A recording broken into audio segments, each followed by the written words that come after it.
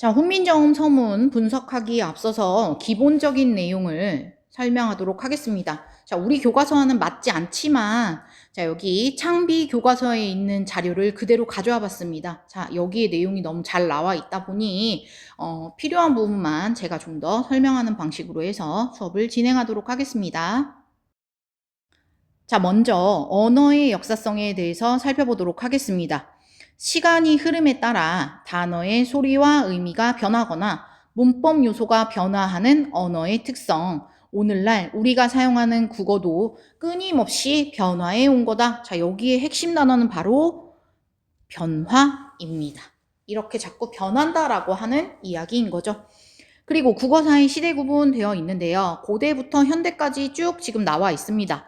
자, 고대에 이렇게 나와 있고요. 뭐 삼국시대 전부터 뭐 고려시대 전까지 뭐 이렇게 되어 있는데 사실은 삼국시대 전부터라고 얘기할 수도 없고요. 고대부터 이렇게 봐야 되겠죠. 그때부터 이제 고려시대 전까지. 그 다음에 이제 그 이후부터, 자, 고려 건국 이후부터 16세기 말까지라고 되어 있는데, 우리 교과서 상에는 10세기부터 16세기까지다라고 되어 있어서 발음 조심해야 된다. 이런 얘기를 우리가 농담 삼아 했었습니다. 자, 그래서 10세기부터 14세기까지. 자, 이 중세국어 안에도요, 10세기부터 14세기까지를 전기 중세국어. 그리고 14세기부터 16세기까지를 후기 중세국어라고 한다. 이런 설명까지도 했습니다. 자, 그리고 이때 정말 중요한 사건이 있죠. 훈민정음 창제라는 거 알 수 있습니다. 그 다음에 이제 17세기부터 19세기 말까지는 근대국어로 보고, 그 다음에 이제 그 이후에 가보개혁 이후부터, 자, 가보개혁 1894년 가보개혁이라고 여기 되어 있죠. 자, 그래서 가보개혁 이후부터 현재까지를 현대국어라고 본다. 이렇게 정리하시면 되겠습니다. 종소리 나왔어요. 잠시 끊었다 가겠습니다. 자, 어제 영상을 이미 올렸습니다. 어제 이미 한글의 자음 모음에 대해서 봤으니까 이것도 이제 가볍게 정리하고 넘어가면 되겠죠. 자, 훈민정음 창제의 원리 되어 있는데 자음자 먼저 보도록 하겠습니다. 자음의 기본자 어떻게 외우라고 했죠? 그렇죠. 선생님은 투유, 그리고 뭐 크런키, 그리고 뭐 M&M 이런 거 안 산다 라고 하면서 뭐만 산다? 아, 좋아요. 가나만 사요. 가나 초콜릿이 나 되게 좋아하겠다. 막 이런 얘기 했었잖아요. 이게 바로 뭐야? 발음기관의 모양을 본떠서 만든 상형의 원리를 적용했다. 이렇게 이야기했습니다. 그 다음에 기본자에다가 획을 더 추가한 가획자는 여기 제시된 대로 있죠. 자, 그래서 가획의 원리를 적용했다라고 하는 거 알 수 있고요. 그 다음에 기본자, 가획자를 제외하고 형태가 다른 글자인 이체자다 해서 이렇게 세 가지가 있다는 걸 알고 계실 겁니다. 다음으로 모음 살펴보겠습니다. 자, 모음은 기본자, 천지인. 얘를 읽을 때 어떻게 읽어요? 라고 했는데, 요거 어저께 얘기를 안 해줬더라고요. 아래야. 그리고 이 이렇게 읽으시면 되겠죠. 이거 아래 하가 아닙니다. 아래 아입니다. 자, 그래서 역시 이것도 하늘과 땅과 사람의 모양을 본떠서 만든 상형의 원리를 적용했다라고 하는 거 알 수 있고, 그 다음에 이 아래아가 한 번 결합하느냐 두 번 결합하느냐에 따라서 한 번 결합하면 초출자, 두 번 결합하면 제출자임을 알 수 있다라고 하는 거 어저께 이미 정리했습니다.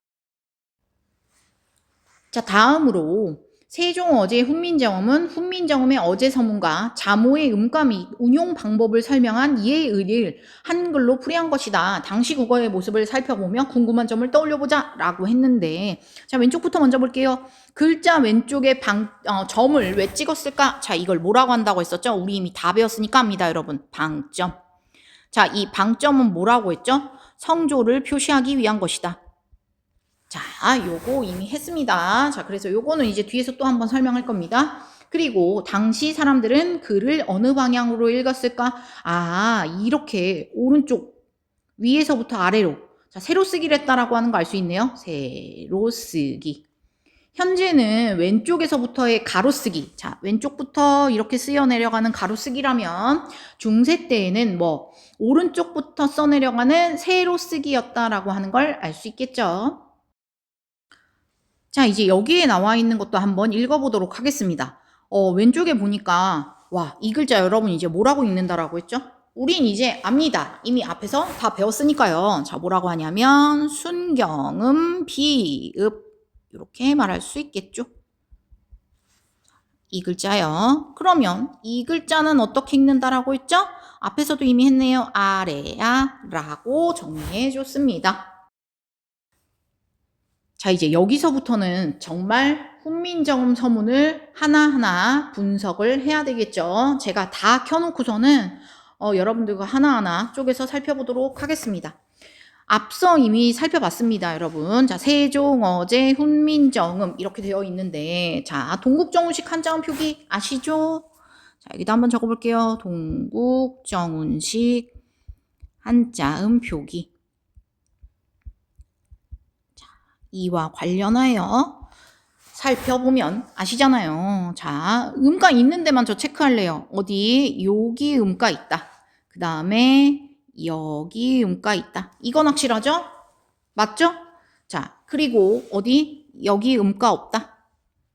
여기, 그 다음에 여기도 음가 없다. 자, 동그라미 한 대에는 음가가 없고, 자, 네모친 부분은 음가가 있습니다. 이렇게 아셔야 되겠죠. 자, 왜 이렇게 되는지는 아까 앞에서도 이미 살펴봤었는데요. 우리는 초성, 중성, 종성이 갖춰져 있는 완벽한 글자를 좋아했다. 이런 얘기 했었습니다. 그러다 보니 이렇게 완전한 글자로 만들어주기 위해서 빈 공간을 채워주었다. 하지만 이렇게 쓴 그 종성에 쓴 이응은 음가가 없었다라고 얘기했고, 하지만 이제 음가가 있는 이응은 그럼 어떤 거요? 라고 보시면 아시다시피 이렇게 세종, 여기에 나오는 옛니응, 꼭지 달린 이응, 정할 때 여기에도 꼭지 달린 옛니응, 요런 것들은 의미가 있는, 음가가 있는 이응이었다. 이렇게 보시면 되겠습니다. 자, 그러면 이거 한번 해석해 볼게요. 세종, 어제, 훈민정음. 자, 이걸 뭐라고 했냐면, 어제. 제가 진짜 이거 몇 번이나 얘기했었는데, 세종이 어제 만들었다. 와, 진짜 어제 뭘 만들어요? 만들기는. yesterday? no. 자, 그러면 다시 한번 해석해 보도록 하겠습니다. 자, 세종, 어제. 자, 임금이,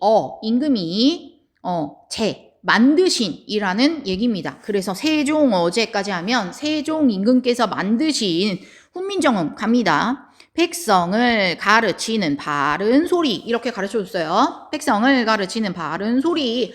아, 이게 바로 훈민정음이구나 라고 하는 거 알 수 있겠죠. 자, 그 다음에 또 이 설명도 했습니다. 오, 하나 빼먹었네. 자, 동국정운식 한자음 표기하면서 이거 음가 없는 거 얘기했는데 여기요. 여기 나와 있는 얘는 선생님 왜 이응이 아니라 여린 히읗을 썼나요? 라고 얘기하면 제가 또 얘기했었죠.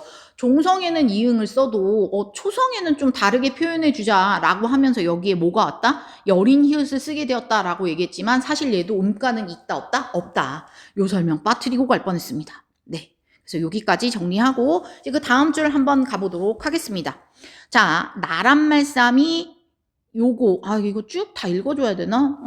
자, 우선은 여기 있는 것부터 그냥 하나씩 분석하죠 뭐.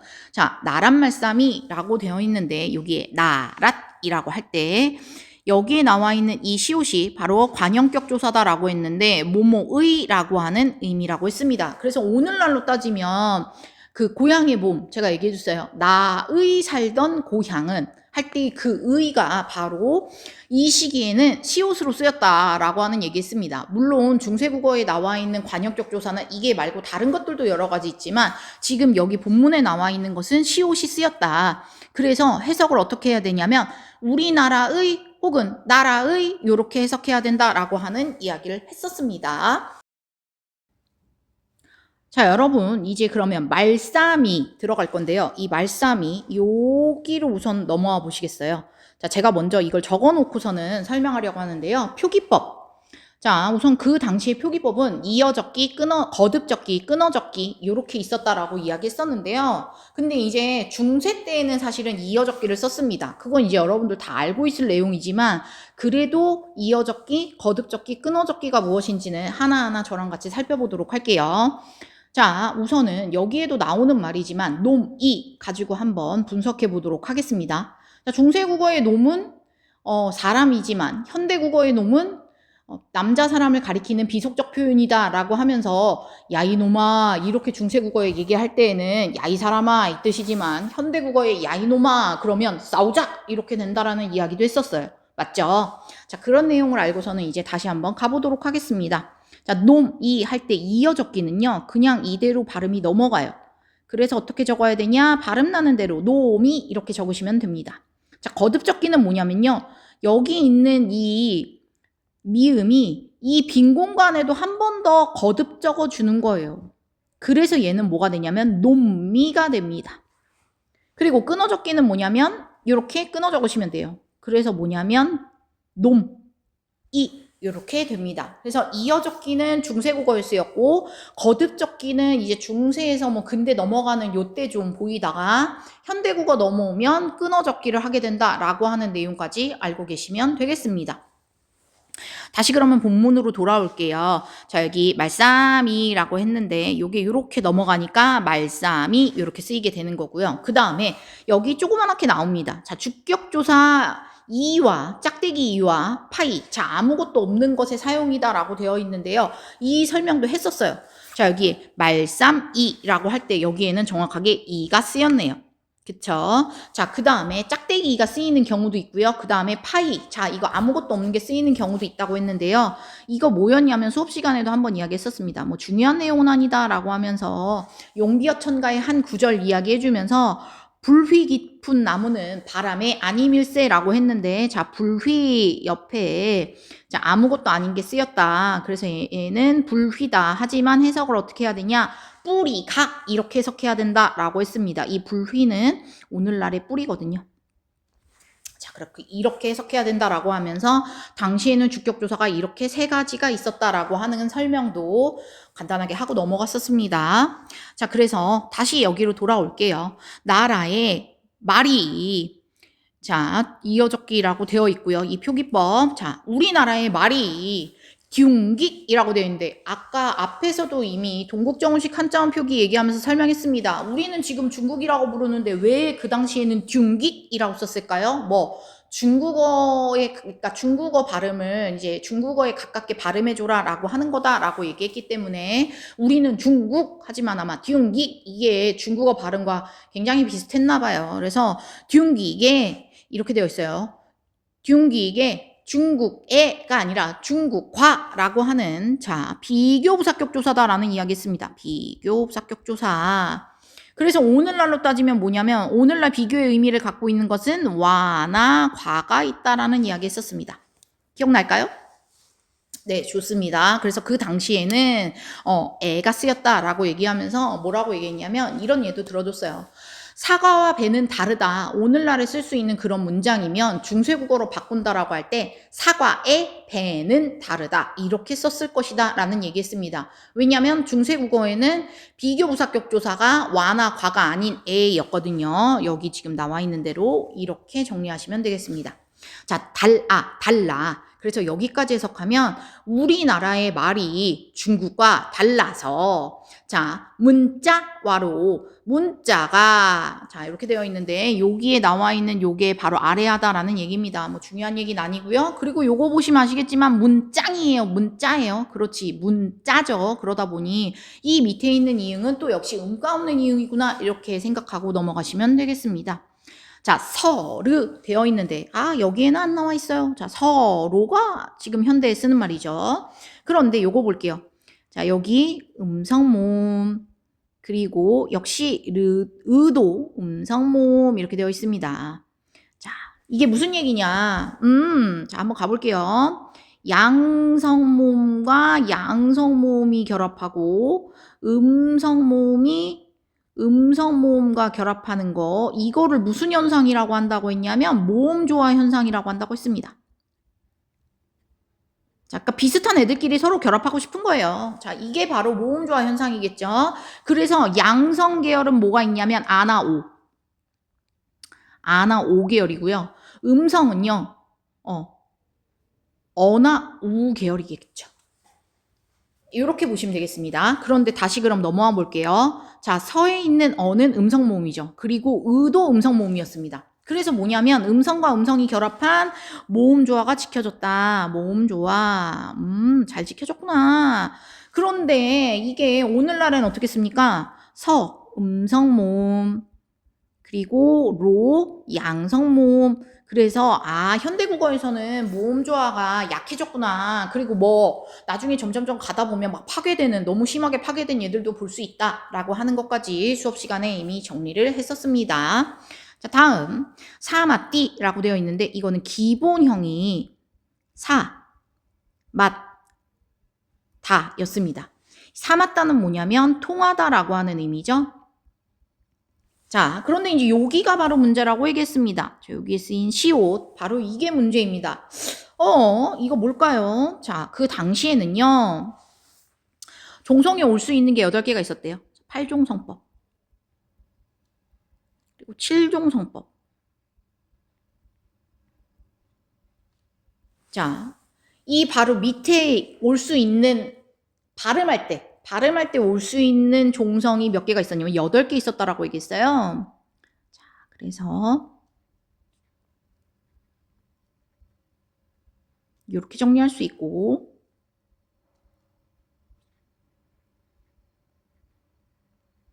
이렇게 정리할 수 있습니다. 자, 그러면 가볼게요. 여기, 와, 되게 뭔가 좀 정신없이 좀 쓰고 있지만 잘 따라오고 있으리라고 믿습니다. 자, 가볼게요. 이렇게 종성에 올 수 있는 게 8개가 있었는데요. 얘를 좀 외우기 쉽게 하자. 그래서 선생님이 말해줬어요. 자, 우리는 이제 변태를 소환해야 됩니다. 자, 이거 뭐라고 읽으면 된다고요? 그녀 다리만 보세요. 자, 이렇게 외우시라고 했어요. 여기에 이응은 그냥 이응이 아니라 꼭지 달린 옛이응이라고 하는 거 정확하게 아셔야 됩니다. 자, 그런데 중세 때 디귿과 시옷이 쓰이는 환경이 너무너무 비슷했던 거예요. 그러니까 이게 잘 구분이 안 되더라. 그래서 뭐야, 현대국어로 넘어오게 되면서는 야, 얘네들을 좀 통합해서 정리할 필요가 있겠어 하면서 뭐 디귿과 시옷의 막 그런 혼란스러운 상황을 정리를 해버렸어요. 디귿으로 통일해버리자. 그래서 시옷이 없어지고 디귿만 남았습니다. 그래서 이걸 또 어떻게 외우시면 된다? 역시 변태 소환하셔야죠. 자, 어떻게? 그녀 다리만 봐요. 이렇게 해서 현대국어에는 7개를 쓸 수 있었다라고 하는 것까지 알아두셔야 되겠습니다. 자, 그 다음에 아니할세. 자, 할 때는 아니함으로 라고 하는 뭐 이유나 뭐 까닭을 나타내는 단어다 이렇게 알고 계시면 되겠고요. 자, 여기까지 그럼 첫 번째 문장만 다시 한번 해석해 보겠습니다. 우리나라의 말이 중국과 달라서 문자가 서로 통하지 아니함으로 여기까지 해석되셨을까요? 그러면 이제 다음 줄 넘어가도록 하겠습니다. 이런 전차로, 자, 이런 까닭으로 라고 했는데 이런 전차라는 말은요, 소멸어휘예요. 지금 없어진 말입니다. 자, 그리고 어린이라고 되어 있는데 중세국어에는 어리석다라고 하는 의미였었대요. 그런데 현대국어로 넘어오니까 나이가 적다라고 하는, 나이가 어리다라고 하는 의미로 의미가 이동하게 되었죠. 이렇게 의미 이동의 예가 있습니다. 자, 뒤에서도 또 살펴볼 거예요. 그래서 중세국어에는 어리석다였는데 현대국어에는 나이가 어리다라고 하는 의미로 쓰게 되었다라고 하는 거, 이런 것도 눈여겨보셔야 되겠죠.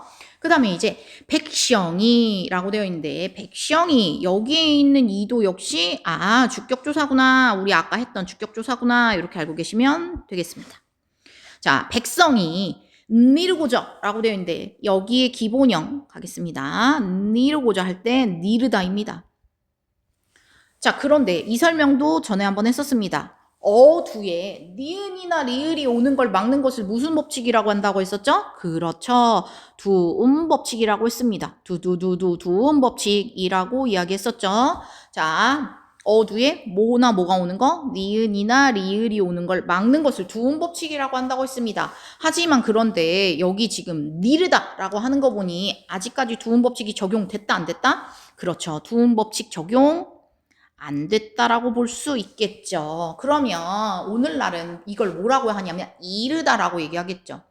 누구한테 일러요 이게 아니라 여기에 이르다라고 하는 거, 이런 전차로 어린 백성이 이르고자, 즉 뭔가 도달하다라고 하는 의미겠죠. 말하고자, 도달하고자 하는 바가 있어도 자, 이르다 라고 하는, 뭔가 도달하다라고 하는 의미를 가지고 있는 걸 텐데요.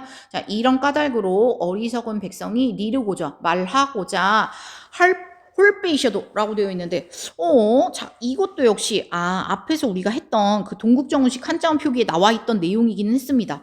이렇게까지 자세하게 해야 되나? 하지만 이것도 뭐냐면, 절음보다라고 얘기하면서, 아까 여기요. 자, 동국정원식 한자음 표기 3번에 나와 있던 내용이었는데요. 여기까지는 우리 안 해도 될 것 같습니다. 자, 홀베이셔도라고 했는데, 여기에 와, 이거 역시 주격조사, 이거 짝대기이었다라고 하면서 하는 바가 있어도 이렇게 해석할 수 있고요. 자, 마침내 제 뜻을 되어 있는데 이거 되게 중요하죠? 자, 마참내라고 했는데 읽을 때에는 마침내 이거는 중세국어나 현대국어나 아무 의미 변화가 없다라고 하는 거 이미 교과서상에 나와 있어서 한번 했습니다. 제 뜻을이라고 되어 있는데 자신의 뜻을 이렇게 해석할 수 있고요. 이거 한번 분석할게요. 엄청 중요하죠? 뜻을입니다. 자, 그러면 갑니다. 어두에 오는 잠들의 집합. 자, 어두잠군이겠죠? 그 다음에 여기 쓴 거 보니 자음 표기를 한 거 보니 이거 뭐예요? 나란히 병서라고 얘기했습니다.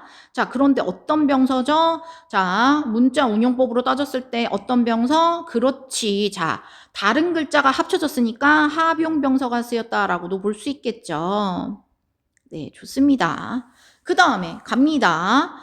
뜨들이라고 했으니 이어적기가 쓰였고, 그 다음에 우와, 여기 볼게요. 의와 즉 음성모음과 음성모음이 결합된 모음조화가 지켜졌다라고 하는 거 알 수 있겠죠. 그쵸? 요 내용만 정리하면 되는 것 같습니다. 근데 이제 이렇게 하나의 개념으로 여러 가지 물어보는 거 제가 좋아한다고 했어요? 안 좋아한다고 했어요? 그렇죠. 무지하게 좋아합니다. 그러니까 요런 내용도 알아두셔야 되겠습니다. 자, 그 다음 바로 이어서 가도록 하겠습니다. 자, 제 뜻을 할 때 이 들은 앞에서 이미 분석했으니까 자 넘어가고 싫어, 나너 싫어 그거 아니라고 했잖아요. 이거 싫다의 의미다라고 해서 자신의 뜻을 실어서 펴디라고 했는데 와, 또 이거 한번 볼게요. 기본형 펴다입니다. 자, 그런데 얘는요. 요거 한번 볼게요. 우리 이것도 이제 중학교 때 여러분들이 배웠던 개념. 자, 이거 원래 어떻게 발음해야 되나요? 요거 그대로 넘어가니까요.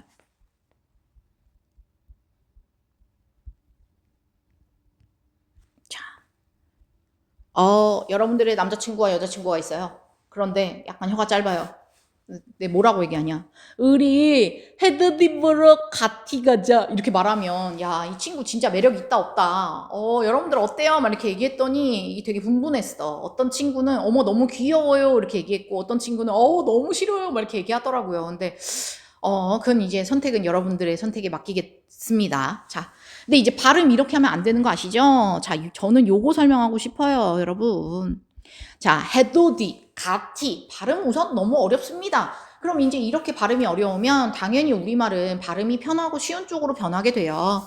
그러다 보니 헤도디 이게 아니라 자, 뭐냐면 발음을 해도지라고 발음하게 되고요. 역시 가치라고 발음하게 됩니다. 이거 뭐냐면 디귿과 티읕이 이나 반모음이를 만나게 되면 여기까지 반모음까지는 표시하지 않겠습니다. 자, 그러면 지읒과 치읒으로 변하는 현상. 자, 얘를 뭐라고 한다고 했냐면 국외음화라고 얘기했습니다. 지금 국외음화에 대한 현상을 알려줬어요. 자, 그러면 펴디인 거 보니까 국외음화 아직 일어났다 안 일어났다? 요거 보니까 국외음화 일어나지 않았다라고 하는 거 알 수 있겠죠. 자, 그 다음에 또 나오네. 못할 놈이 하니라. 역시 이것도 동국정식 한자음 표기 3번에 해당되는 내용이었다. 이렇게 볼 수 있겠죠. 그렇구나. 자, 놈이 드디어 올 사람이 왔습니다. 아까도 얘기했잖아요. 자, 얘를 어떻게 분석하면 되냐면 놈 플러스 이. 그래서 이게 이렇게 넘어간 것이다 라고 보시면 뭐예요? 이어적기가 쓰였고 그 다음에 놈은 원래 중세국어에는 사람이라고 하는 의미였었는데 현대국어로 오게 되면 남자 사람을 가리키는 비속어다 이런 얘기도 했었습니다. 그쵸? 자, 그 다음에 한이라라고 되어 있는데, 자, 요거와 관련해서는 이렇게 좀 빼서 설명할게요. 이거 청산별곡에서도 나왔던 내용이었거든요. 자, 그 당시에는요, 하다라는 말과 이 아래아가 찍힌 하다라고 하는 것이 있었습니다. 자, 하다는 많다라고 하는 의미였었어요. 그런데 이 아래아가 찍힌 하다는 뭐냐면 어떠한 행위를 하다의 의미였었어요. 즉 영어로 따지면 do의 의미다라는 설명도 했었습니다. 그래서 얘네들은 같은 단어가 아니라 각각 다른 단어다라고 얘기하면서 이 중세국어의 하다라고 하는 이 말은 없어지게 되고 현대국어에서는 많다라고 하는 말로 쓰이게 되죠. 그쵸? 이런 내용까지 알고 계시면 되겠습니다. 자, 그래서 앞에서 나왔던 내용과 같이 연결지어서 해석하면 제 뜻을 실어 펴지 못할 놈이 아니라 자신의 뜻을 실어서 펼치지 못하는 사람이 많았다.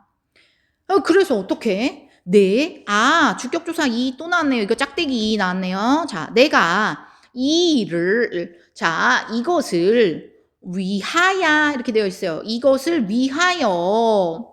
자, 어여삐 너겨라고 되어 있어요. 어여삐 이거 역시 의미가 변한 글자인데요. 자, 뭐냐면 어여쁘다라고 하는 건데 이것이 중세국어에는 가엾다, 불쌍하다, 안쓰럽다의 의미였습니다.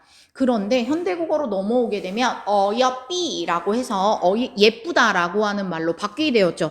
역시 의미 이동입니다.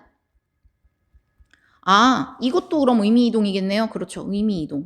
빼놓고 또 넘어갔네요. 제가 이렇습니다. 하지만 여러분들 다 아셔야 돼요. 그 다음에 어여삐 너겨라고 되어 있는데 자, 기본형 너기다입니다. 이거 뭐냐면 여기다거든요. 여러분. 현대국어로 따지면 그럼 역시 마찬가지로 자 어두에 니은이 와버렸네. 이거 발음하기 어려운데 자 뭐가 아직 적용되지 않았다? 그렇죠. 두음 법칙이 적용되지 않았다. 이렇게 보시면 되겠습니다. 자, 그래서 내가 이것을 위하여 가엾게 생각하여 가엾게 생각하여 새로 28자를 맹가노니 자 그러면 여기 스물 요거 좀 보셔야 되겠습니다. 이런 설명도 했었어요. 원순모마라고 하는 것이 있었다. 선생님 왜 이렇게 지금 여기 현상들이 많아요. 그러게 말입니다. 하지만 이제 우리가 알고 가야 됩니다. 자 볼게요. 미음과 비읍이 을을 만나면 우로 변하게 되는 현상을 원순모마라고 한다고 했어요. 그런데 여기 보게 되면 스물이라고 되어 있는 거 보니 원순모마 일어났다 안 일어났다? 아직까지는 일어나지 않았다라고 하는 거 알 수 있습니다. 자 그러면 중세국어에는요 이거 발음 어떻게 쓸까? 자 이거 수업 시간에 또 얘기했었는데 여러분 자 water 영어의 water를 중세국어에는 뭐라고 불렀을까요? 원순모마 안 일어났으니까 물 맞죠? 그 다음에 자 영어의 fire 자 이거는 그럼 중세국어에서는 뭐라고 불렀을까요? 불? 이렇게 했습니다. 와 발음도 어렵긴 하지만요 이거 좀 말할 때 좀 그렇습니다. 뭐 왜 그렇다라고 얘기하냐면 잘 들어봐요 여러분. 나 물죠. 이렇게 발음했을 것이고 그 다음에 와 저 집에 불 났다. 이게 발음이 조금 그렇습니다. 뭔가 좀 그 심각성을 알려주기는 불이라고 하니까 좀 약한 느낌이 들지 않습니까? 그래요. 좋아요. 그래서 요즘에는 어떻게 현대국어로 넘어와서는 나 물 줘. 이렇게 얘기하고 그 다음에 저 집에 불 났다 하니까 뭔가 조금 그래도 발음도 쉽지만 의미도 약간 조금 다르게 표현하는 것 같다. 그러니까 다르진 않아요. 다르진 않은데 뭔가 조금 더 강하게 이렇게 발음하는 것 같다라는 느낌이 좀 있죠. 그래서 이런 것까지도 원순모음화 현상이 일어나지 않았었다. 현대국어에는 지금 쓰이고 있는 원순모음화가 중세국어에는 아직 일어나지 않았구나라고 하는 것까지 알고 계셔야 되겠습니다. 자, 새로 스물 여듭자를 했는데 28글자를 여기 뭐냐 짜랄입니다. 짜랄. 근데 여기 왜 모음조화라고 되어 있냐면 여기 양성모음. 자 여기도 역시 양성모음이기 때문에 모음조화가 지켜졌다라고 하는 얘기고요. 자 그 다음에 맹가노니 기본형이 뭐냐면 기본자가 뭐냐면 갈다입니다. 자 그러면 이렇게 맹갈다는 뭐냐면 만들다라고 하는 의미예요. 그러니 자 이게 뭐냐면 새로 28자를 맹가노니 만드니라고 하는 얘기입니다. 자 그래서 여기 보게 되면 맹갈다 이거 지금 뭐 얘기하고 싶었냐면, 와, 여기 지금, 여기 지금 꼭지 달린 이응인 거 보이시죠? 이 여러분들이 요거 보면 사실 잘 모르는 것 같아요. 그래서 제가 여기다가 한번, 아, 이거 꼭지 달린 옛이응이구나. 이거 음가 있는 거구나. 절대 없어지면 안 되는 거구나. 라고 하는 걸 설명하고 싶어서 다시 한번 적어주었습니다. 자, 그래서 새로 28자를 만드니, 사람마다 해요. 자, 이렇게 쌍이응도 있었습니다. 그 당시에는. 우리 앞에서 이미 살펴봤습니다. 그 어저께 크리스티나 씨 제가 소환했잖아요. 빠따싸짜까 있어요. 이런 거 했잖아요. 그래서 이렇게 쌍이응도 있었다라고 하는 거, 지금은 쓰지 않지만 이런 표현도 있었다라는 것도 한 번씩 봐두면 좋겠습니다. 자, 그 다음에 이제 다 왔어요. 좀만 더 힘내봅시다. 자, 수위라고 되어 있는데요. 얘는 뭐냐면, 쉽비라고 하는, 요렇게 정리할 수 있습니다. 그래서 이게 뭐냐면 요게 요렇게 넘어가서 수위가 되는 겁니다. 자, 요렇게 정리할 수 있습니다. 자, 그러면 이렇게 위, 아래 이어쓰기, 이걸 뭐라고 한다고 했죠? 자, 그렇지, 연서라고 한다고 했습니다. 자, 그리고 얘를 어떻게 읽어줘요? 순경은 비읍이다 라고 얘기하고요. 그 다음에 역시 이렇게 넘어갔으니까 이어적기 하는 거예요. 근데 선생님, 그럼 쉽이, 수위, 이게 무슨 뜻인가요? 쉽게 라고 하는 얘기입니다. 그래서 쉽게, 니겨. 자, 니겨 기본형 니기다입니다. 니기다. 이거 뭐냐면 익히다거든요. 그런데 역시 마찬가지로 아직 어두에 니은이나 리을이 오는 걸 막는 걸 두음법칙이라고 한다고 했는데, 두음법칙. 자, 이 두음법칙 적용됐다 안 됐다? 그렇지, 아직 안 됐다. 계속 확인할 수 있습니다. 그러니까 앞에서 이러한 문법 현상이라든지 뭐 의문의 변화라든지 이런 것들을 한 번만 제대로 정리해두고 나면 그 뒤에도 똑같이 이어지고 있구나라고 하는 걸 여러분들 확인하실 수 있을 것 같습니다. 그쵸? 자, 그래서 사람마다 하여금 쉽게 니겨, 이게 수비 니겨는 쉽게 익혀라는 얘기입니다. 쉽게 익혀서 날로 수음에 되어 있는데, 와, 이거 수음에 이거 되게 중요한데요. 이거 한번 살펴보도록 하겠습니다. 자, 볼게요. 얘는 좀 밑으로 좀 빼서 쓸까요?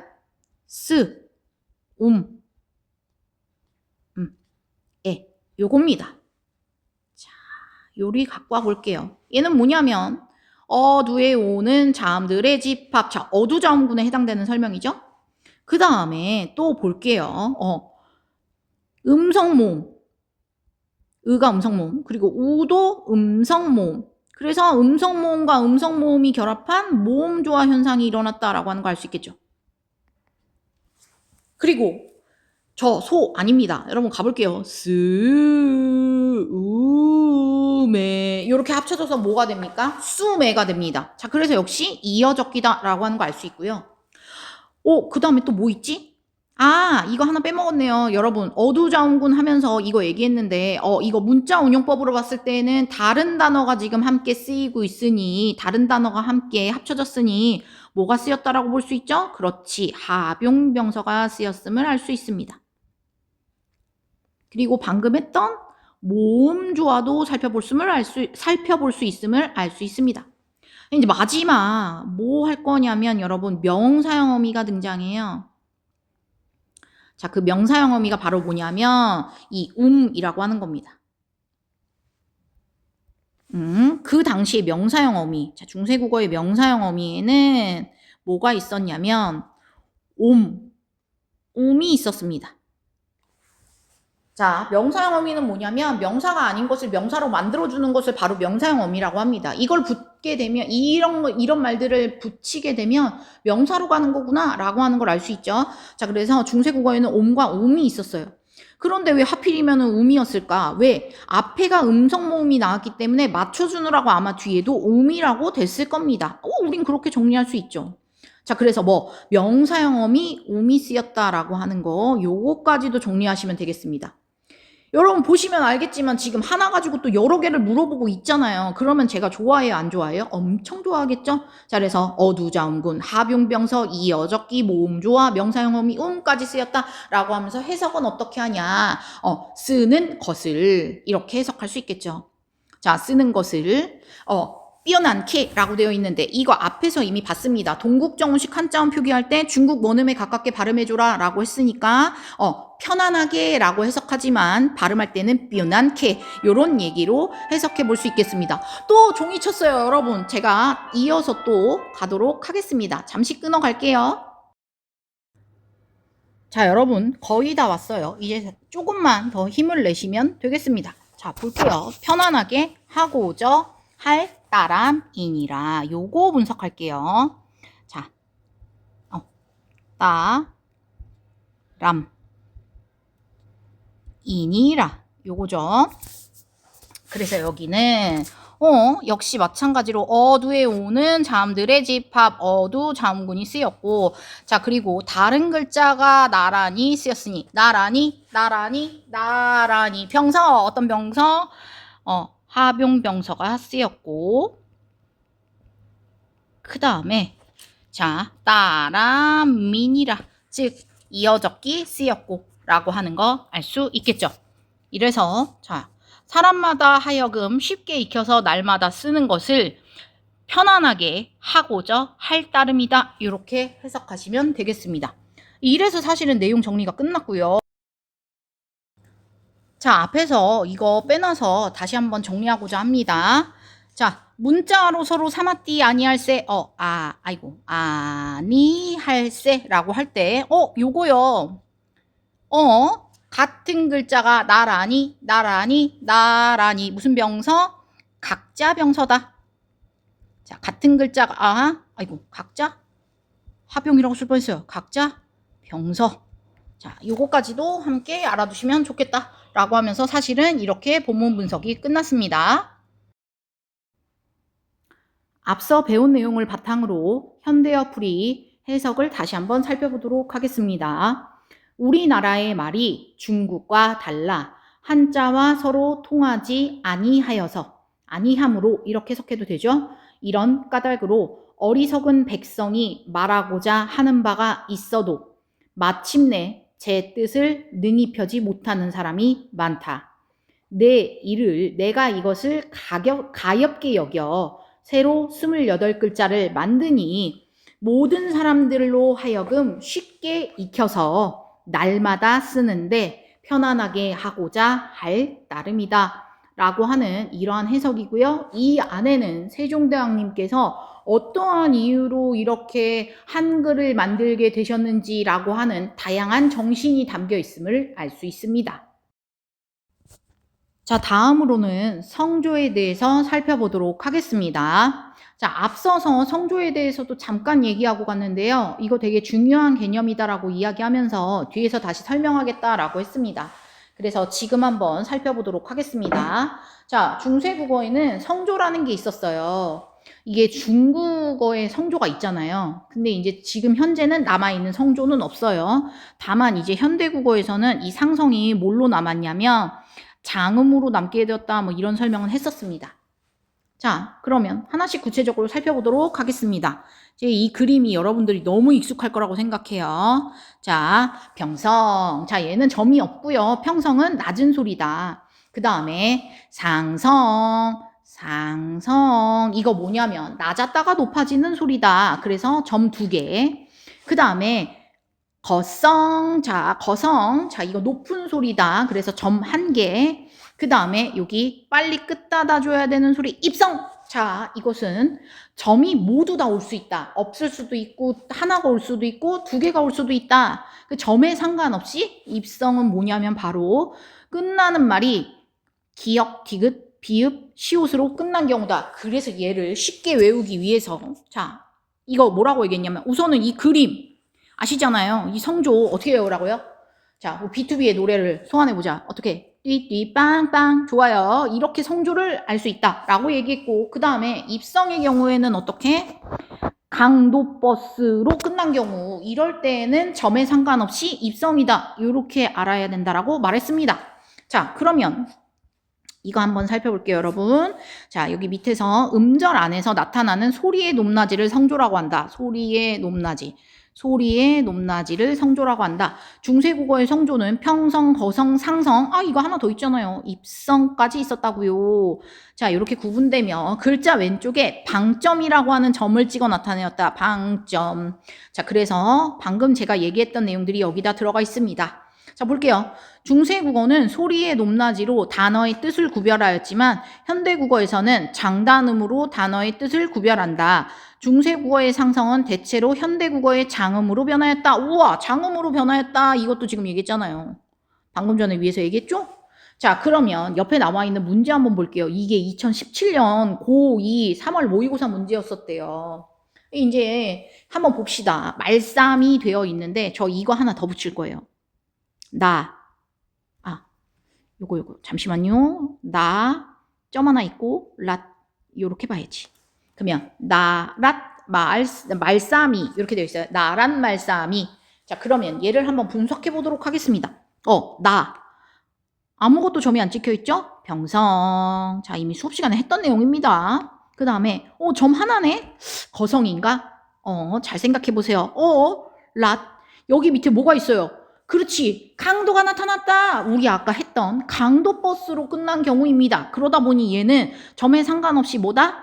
입성이다. 이렇게 접근하셔야 되겠죠. 와, 진짜 어떤 친구들은 제가 강도가 나타났다. 강도 버스로 끝난 경우 이렇게 하라고 했는데 제가 지금 말하다가 웃은 이유가 뭐냐면 어떤 친구들은 강도 신 이렇게 얘기했습니다. 그러니까 여러분들이 제가 차마 제 채널에서 욕을 할 수는 없잖아요.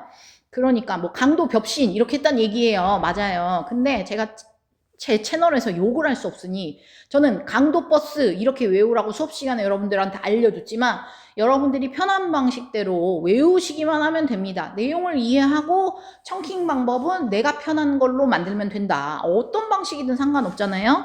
자, 그렇게 아시면 되겠습니다. 다음, 말싸움이 되어 있는데 여기 2개입니다. 그러다 보니까 뭐야? 점 2개 상성. 자, 그 다음에 아무것도 없어요. 그러니까 병성. 자, 그 다음에 자, 요거 점 하나 있으니까 거성입니다. 거성. 자, 그러면 조금 오바스럽지만 제가 얘기했잖아요. 우리가 읽을 때 나란 말싸움이 둔기에 달아 문자로 서로 사마띠 아니하세 이렇게 읽지 않았을 거다. 성조가 있었으니까 성조에 맞게 읽었을 거다라고 하면서 수업 시간에 제가 어떻게 읽어주냐면 조금 오바해서 읽는다라고 하면 어떻게? 자, 나란 말싸움이를 읽어보겠습니다.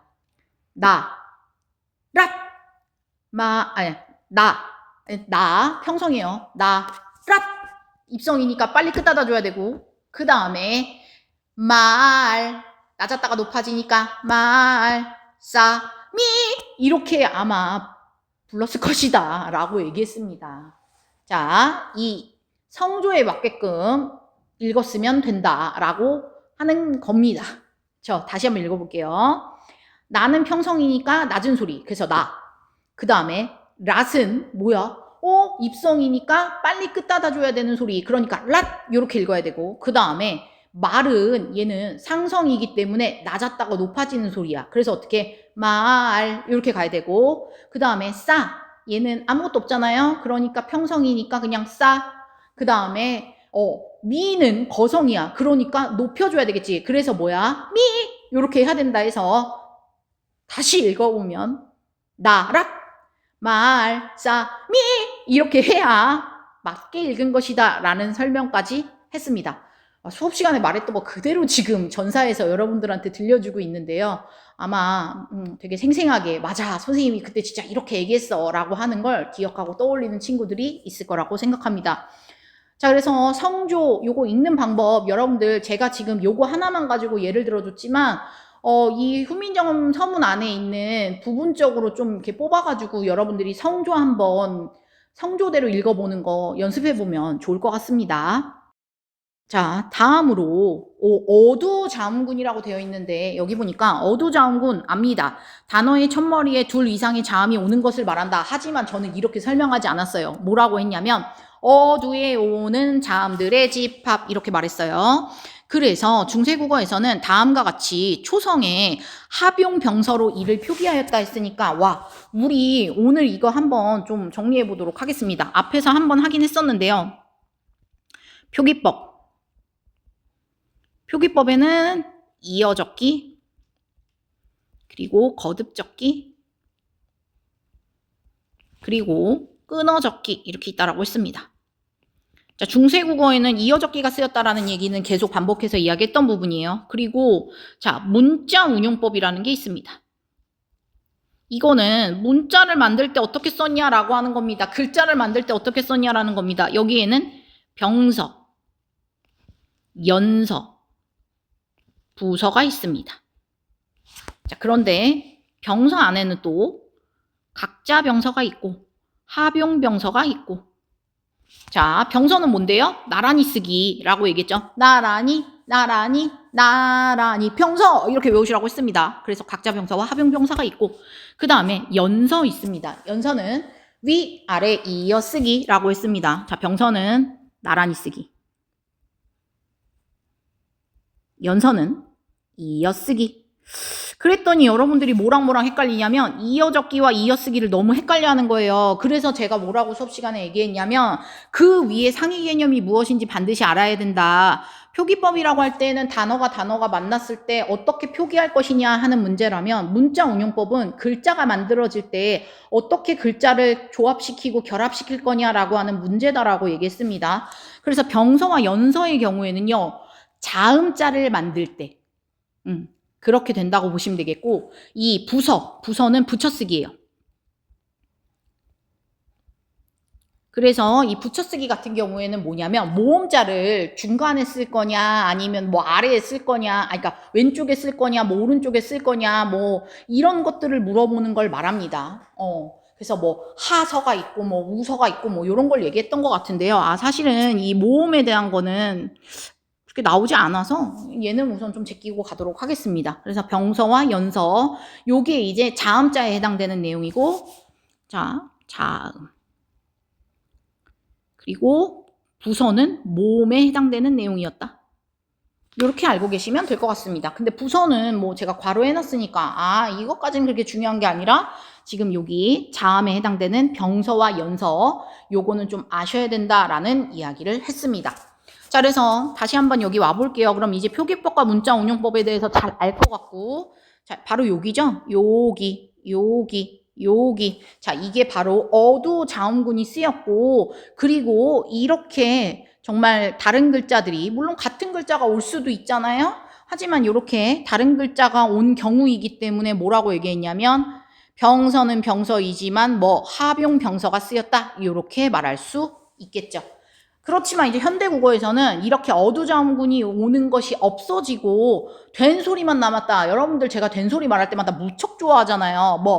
빠따싸짜가 있어요. 얘네들이에요. 얘네들이 바로 된소리예요. 아시죠? 자,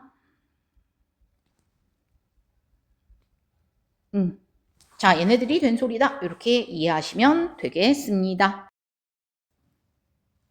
자, 이제 정말 마무리 정리를 하도록 하겠습니다. 자, 중세국어는요, 이러한 의문이 있었대요. 자, 이제 여러분들 이거 읽을 수 있습니다. 자, 뭐라고 하나요? 순경음, 비읍. 자, 얘는 위, 아래, 이어쓰기, 연서라고 얘기했었고요. 그 다음에 얘를 뭐라고 읽죠? 그렇죠. 아래야 등의 의문이 있었다. 이거 하니까 갑자기 생각났어요. 제가 뭐 했냐면, 중세국어 문자에 소실 순서, 이것도 안 하고 넘어갈 뻔했네. 아이고, 깜빡했어요. 자, 요거 가르쳐 줬습니다. 자, 요겁니다. 읽어주세요. 자, 뭐라고요? 여린, 히읗, 반치음, 그리고 꼭지 달린 이응이니까 옛니응, 그리고 얘를 아래야. 자, 이렇게 읽을 수 있고요. 그 다음에 요거 살짝 이렇게 숙여서 보게 되면, 고개를 살짝 돌려서 보게 되면 10원짜리처럼 보입니다. 그래서 제가 이거 뭐라고 얘기했냐면, 다잔이 10원짜리 팬티를 입고 20원짜리 칼을 차고 노래를 한다. 이 노래를 바탕으로 제가 이걸 만들었다라고 했어요. 어떻게 했냐? 자, 이걸 지금 생각하고 따라하는 친구도 있을 겁니다. 같이 한번 따라해 볼게요. 시작! 10원짜리를 들고 어디 가서? 산에 가서 사과를 따먹고 씨만 남았네. 이렇게 외우시면 되겠습니다. 그래서 중세국어 문자의 소실 순서다라고 하면서 28개의 글자를 만들었지만 문자들이 이러한 순서대로 사라지게 되었다. 그래서 아레아가 가장 나중에 사라지게 되었다라는 설명도 했었습니다. 그래서 참고로 이것도 알아두시면 되겠습니다. 자, 그 다음에 어두자음군이 존재했다라는 이야기도 했고 모음조화가 비교적 잘 지켜졌다. 거의 엄격하게 잘 지켜진 편입니다. 자, 그렇지만 현대국어에서는 이러한 순경음, 비읍, 아래와 같은 음운들이 사라지게 되었고 어두자음군이 사라지고 대신 뭐가 남게 되었다? 그렇지, 된소리만 남게 되었다라는 이야기 했었고요. 그 다음에 아래야 요게 사라지고 모음조화도 점차 약화되었다라고 해서 그거의 흔적으로 알 수 있는 예는 뭐냐면 여러분들 우리 그 훈민정음 서문에서 서르 있었잖아요. 그게 이제 현대국어로 오게 되면 어떻게 된다? 서로라고 얘기했었잖아요. 이거 말고 수업 시간에는 모음조화 얘기할 때 뭐 얘기했었냐면 그 퐁당퐁당 얘기했었잖아요. 그러면서 산토끼에서 깡총깡총이 아니라 나중에 노래 깡충 깡충 이거였습니다. 예. 적어볼게요. 깡충 깡충 뛰면서 할 때 여기에 뭐예요? 양성모음 음성모음 요렇게 합쳐지니까 얘는 모음조화가 지켜졌다 안 지켜졌다? 아 그렇지, 모음조화가 좀 약화되고 점점 파괴되고 있는 모습을 보이고 있구나 라고 우리가 공부하시면 된다라고 말했었습니다. 자, 표기 살펴볼게요. 방점으로 성조를 표시했다. 그래서 뭐예요? 성조 어떻게 외우라고요? 띠띠 빵빵 하면서 뭐 병성, 상성, 컷성, 입성 이렇게 4가지가 있다라고 이야기했었고요. 자, 그 다음에 그 입성은 뭐라고 했죠? 그렇지. 강도가 나타났다. 강도버스. 이렇게 쓰여 있는 것은 점에 상관없이 입성이다. 그래서 빨리 끝다는 소리여야만 한다. 이런 설명했습니다. 자, 세로 쓰기를 하고 이어 적기를 했다. 그래서 중세국어에는 뭐 오른쪽 위에서부터 아래로 써내려가는 방식이었고 그리고 발음 나는 대로 그냥 이어 적기를 하는 방식이었다라고 얘기했고요. 띄어쓰기를 하지 않았습니다. 그 다음에 와 우리 이거 배웠습니다. 뭐라고 했냐면 이거요. 자, 소리 낼 때 밑에 올 수 있는 게 8개가 있었다. 그래서 자 우리 변태 소환하셔야죠. 어떻게? 그녀 다리만 보세요. 자 이러면서 팔종성법이었다라고 하는 거 알 수 있습니다. 자, 현대국어 볼게요. 방점 사라졌고 그 다음에 이제는 왼쪽에서 오른쪽으로 가는 가로쓰기를 하고 그 다음에 끊어적기로 바뀌게 되었다. 그 다음에 띄어쓰기도 하게 되었다. 그 다음에 8개 이외의 자음도 받침으로 사용했다라고 되어 있는데 사실 이 말보다는 뭐라고 가야 되냐면 7종성법으로 가게 되었다. 이게 더 좋을 것 같아요. 소리 낼 때. 자, 그래서 뭐가 있다라고 했죠? 그녀 다리만 봐요. 그녀 다리만 봐요. 혹은 그녀 다리만 보여. 이렇게 정리하시면 되겠죠. 그래서 뭐냐면 디귿과 시옷이 쓰였던 환경이 중세국어에 굉장히 비슷하다 보니 이것을 구분하기가 어려웠는데 현대국어에서는 어떻게 했다? 디귿으로 통일되었다. 이 설명도 했습니다. 그래서 8종성법에서 7종성법이 되었다라고 하는 이런 내용으로 알고 계시면 되겠습니다. 자, 중세국어 문법도 살펴보도록 하겠습니다. 자, 중세에는 주격조사로 이와 짝대기 위와 아무것도 쓰이지 않는 이런 게 있었습니다. 그쵸? 제가 계속 파이파이 했는데 원래는 공이라고 읽습니다. 아, 그렇구나. 이, 짝대기, 공 이렇게 쓰였다. 그리고 관형격 조사로 시옷이 쓰였다라고 하는 이야기도 했었고요. 그 다음에 부사격 조사, 애가 있었고 그 다음에 비교를 나타내기도 한다라고 하면서 요것도 있었습니다. 맞아. 이 얘기하면서 또 빠뜨린 거 생각났어요, 여러분. 둥기게 달아 할 때는 비교 부사격 조사입니다. 비교 부사격 조사. 둥기게 여기에 애는 비교부사격 조사입니다. 하지만 이거 있었죠? 그냥 부사격 조사. 비교의 의미를 담고 있지 않은 부사격 조사 뭐 있었냐면 수매 있었잖아요. 수매. 이거 안 하고 넘어갔어. 이거 뭐냐면 이거 수, 에 할 때 여기에는 비교의 의미를 가진 부사격 조사가 아니라 상황을 나타내는 부사격 조사다라고 이야기했습니다. 그래서 비교 부사격 조사인지, 그러니까 비교의 의미를 담고 있는 것인지 아닌지 구분하셔야 된다라는 이야기도 수업 시간에 했었습니다. 와, 마무리 정리하면서 갑자기 생각났어요. 와, 이거 중요한 내용이었다. 그 다음에 현대국어에서는 주격 조사가 가가 나타났다라고 했는데 현대국어에서는 주격 조사가 뭐가 있냐면 이와 가가 있습니다. 자, 이렇게 하시면 되겠고요. 그리고 격조사에 대한 이야기도 그 당시에 했었어요. 격조사는 뭐냐면 자격을 주는 이라는 의미를 갖고 있다라고 해서 주격 조사하면 주어의 자격을 주는 거죠. 그렇죠. 그래서 현대국어에서는 이와 가가 있습니다. 그 다음에 관형격 조사로는 의만 쓰인다. 그래서 나의 살던 고향은 이것도 앞에서 이미 설명했었습니다. 그 다음에 주로 부사격 조사와 과가 비교를 나타낸다. 부사격 조사가 엄청 많아요. 현대국어에. 가장 대표적으로는 에게 뭐 이런 것들이 대표적인 부사격 조사인데 특히나 이제 처소를 나타낸다, 즉 장소를 나타낸다라고 얘기하는 부사격 조사가 가장 대표적이거든요. 그렇지만 비교를 나타내는 부사격 조사는 현대국어에서는 와와 과가 있다라고 하는 거 이렇게 하시면 되겠습니다. 그래서 앞서서도 이미 이야기를 했던 부분이니까 여러분들이 잘 정리하고 넘어가시면 될 것 같아요. 자, 마지막 어휘 보도록 하겠습니다. 어리는 중세국어에는 어리석은이라는 것을 뜻한다라고 했어요. 자, 그렇지만 이제 현대국어로 오게 되면 얘는 같이 볼게요. 나이가 어린이라는 의미다. 나이가 적다라고 하는 그런 의미다라고 얘기했고요. 어여삐는 중세국어에는 가엾게, 불쌍하게, 안쓰럽게였는데 현대국어에서는 어여쁘게라고 하는 의미로 바뀌게 되었다라고 하는 얘기고 하나니 이거는 많다라고 하는 뜻인데 지금은 이런 하다라고 하는 뭐 많다라고 하는 이런 하다는 없어지고 요런 거 이런 하다는 없어지게 되었고, 그리고서는 뭐 아예 많다라고 하는 단어가 쓰이게 되었다라고 했으니까, 자, 이것이 이렇게 의미 이동했다라고 하는 거 알 수 있겠죠. 그렇죠? 그리고 아예 얘는 사라지고 새로운 단어가 생겼다라고 볼 수 있을 것 같습니다. 이거 말고도 또 있잖아요, 여러분. 그쵸? 그래서 중세국어와 현대국어로 넘어오면서 달라진 어휘들에 대해서도 여러분들이 본문을 통해서 살펴보면 된다라고 정리할 수 있겠습니다. 되게 쉼없이 오늘 하루 종일 저 이렇게 막 공강 시간에 영상을 찍어가지고 지금 정리를 해봤는데요.